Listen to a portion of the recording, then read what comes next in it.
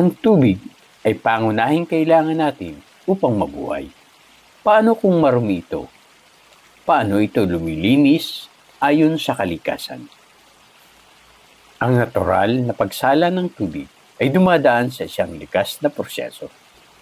Sinasala ng bato, lupa at buhangin upang maging malinis ang tubig.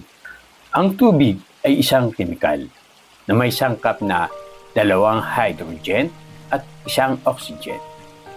At mahalaga ito upang mabuhay ang tao, halaman, insekto at iba pa. Bakit mahalaga ang filter o pagsala ng tubig para sa kalusugan at kalikasan? Sa mabilis na paglaki ng populasyon ay siya ring paglaki ng pangangailangan natin ng malinis na tubig na kailangan natin sa araw-araw. May mga lugar dito sa atin sa Pilipinas na makalawang, malabo ang tubig na hindi pwedeng gamitin, na kailangang salain o gumamit ng filtration upang magamit ng ligtas ang tubig. Ngayon po mga kabayan, ay samahan niyo po kami upang maglinis ng isang artificial na water filter at palitan po natin ang silica sand ng filter na ito upang magamit namin ng ligtas sa paliligo, paghuhugas ng mga kasangkapan at iba pa, pwera lang inumin. Ano nga ba ang silica sand at paano nito nililinis ang tubig? Ang silica sand ay kilala rin sa tawag na quartz, white sand o industrial sand. Ito ay binubuo ng 2 elemento. Ito ay ang silica at oxygen. Ang silica sand ay kadalasang ginagamit sa industrial foundry, glass manufacturing, agriculture, at water filtration, at marami pang iba. Ang silica sand ay nililinis ang tubig sa pagdaan nito sa mga pagitan ng maliliit na butil ng buhangin at naiiwan ang malalaking parte ng mga dumi at tanging malinis na tubig na lamang ang patuloy na dumadaloy papunta sa tangke ng malinis na tubig. Ngayon po mga kabayan, ay samahan niyo po kami upang maglinis ng isang filter at palitan na rin ang silica sand. Mga kabayan, itumba po natin ang filter upang maalis po natin ang tubo na nasa gitna nito.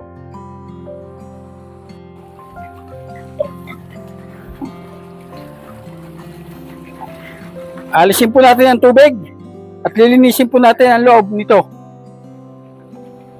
Gagamitan po natin ang pressure washer. Okay.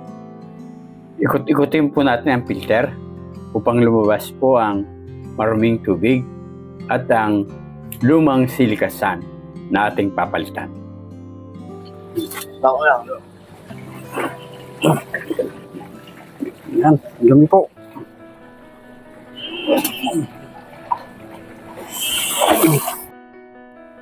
Kailangan po mga kabayan ay maalis po natin ang lumang silica sand at malinis po ang filter upang mapalitan po natin ng bagong silica sand. Ang silica sand po ay kinakailangang palitan kada 3 taon dahil po madami ng mga dumi ang hindi naaalis kahit na sa pagbabakwas at humihina na rin ang kakayahan ng silica sand na sumala ng tubig dahil po sa nagiging mapurol na ang mga gilid ng buhangin dahil sa matagal na pagkakagamit. Ngayon po mga kabayan, ay gagamit po tayo ng pressure washer sa ating paglilinis.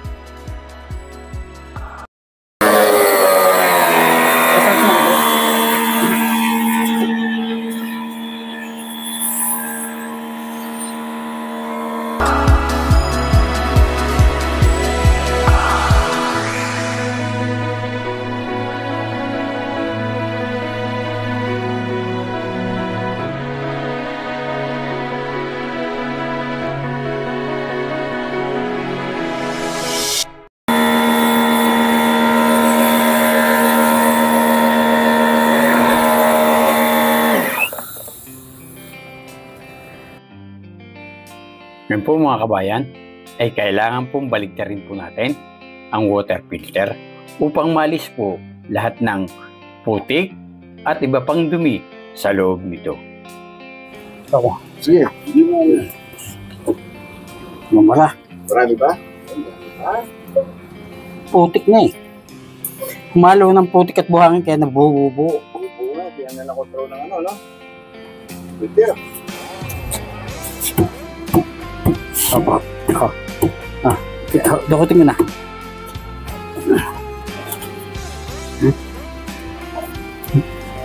Putik na. Hindi buhangin.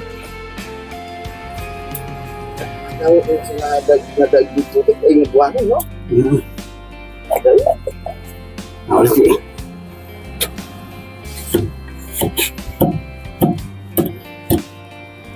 For buhangin. O, yung ano. Anuin mo muna kaya, sabi wala mo rin. Na. Alisin mo muna yung para malakas yung tubig mo ba? Pasok ang tubig. Oo. Parang tubig lang marami. Ulit ka natin yan. Alisin mo muna yun. Matapos pong maalis ang putik at lumang silikasan, ay babanlawan na po natin gamit ang pressure washer upang ihanda sa pagpapalit ng bagong silikasan.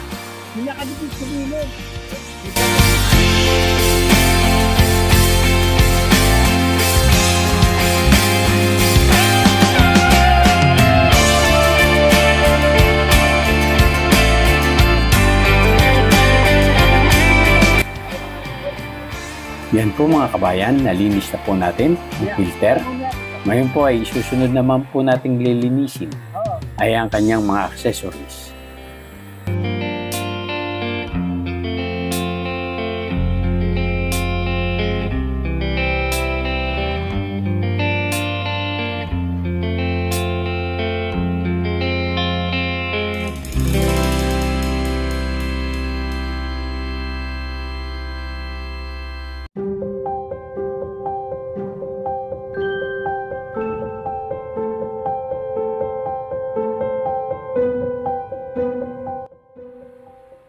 Yan po mga kabayan, kakabsat kasangkayan, malinis na po ang ating filter at ang kanyang mga accessories. Ngayon, ang susunod po nating proseso ay ang paglalagay naman po ng buhangin o silikasan.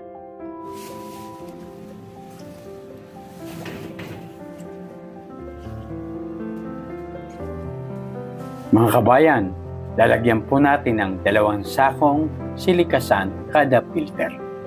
Kung magpapalit po kayo ng silikasan, ay huwag po niyong hayaang mabasa ito dahil mahirap pong ilagay sa filter.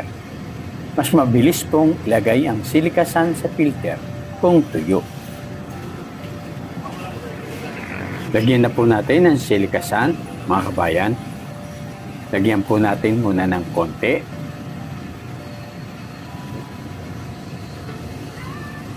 Dahan-dahan lang po ang paglalagay upang hindi po matapon ang silikasan. Yan po mga kabayan, nalagyan na po natin ng konting silikasan. Isunod po natin ilagay ay ang tubo sa gitna na kung saan nandun po ang ating filter.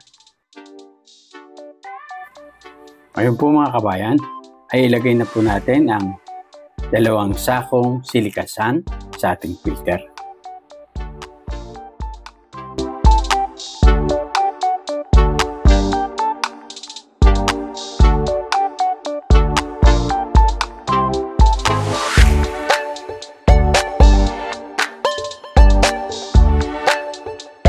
Yan po mga kabayan, nailagay na po natin ang silikasan.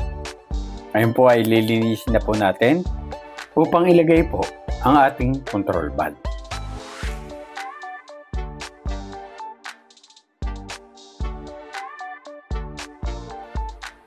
Yan po mga kabayan, tatanggal na po natin ang mga buhangin.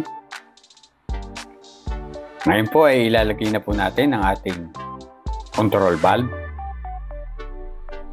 Dahan-dahan lamang po ang pag-ikot at tanggalin po natin kung may mga buhangin po sa tray. Butin po natin ito ng dahan-dahan. Huwag niyo pong bibiglain. Kung may buhangin po, tanggalin po ang buhangin. Dahil makasisira po ang buhangin sa thread.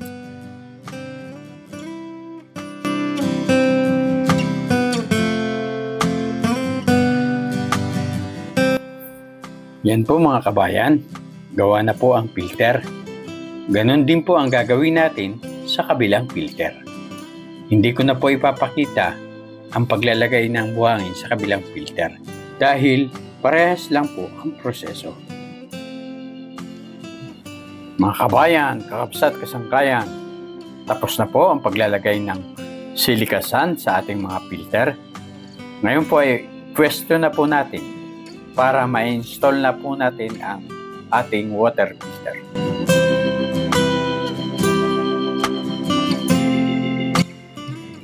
Ngayon po mga kabayan, ay higpitan na po natin ang ating mga union patente upang matesting na po natin.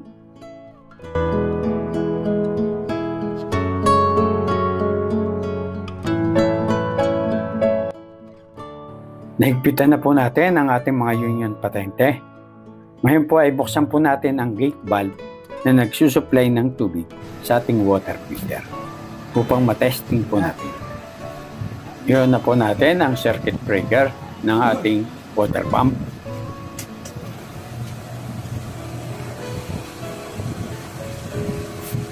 I-check po natin ang ating mga union patente kung may leak. Wala pong leak. Ako, tumutulo na.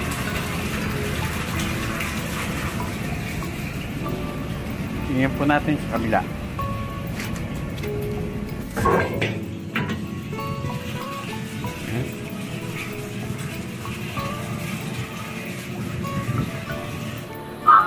Sana po ay may natutunan naman po kayo kahit na munting karunungan mula sa inyong abang lingkod na si Juan Masipag na hindi tinatamad. Ngayon po ay hinihiling ko po sa inyo na mag-subscribe, pindutin ang notification bell,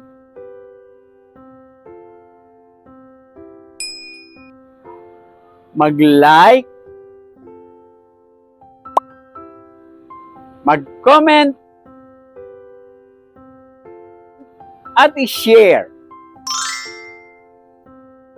upang maging updated po tayo para sa susunod ko pang i-upload ng mga video na kapaki-pakinabang, nakalilibang at kapupulutan na mumunting kalaman. Maraming salamat po sa inyong panonood. Hanggang sa muli! Bye-bye!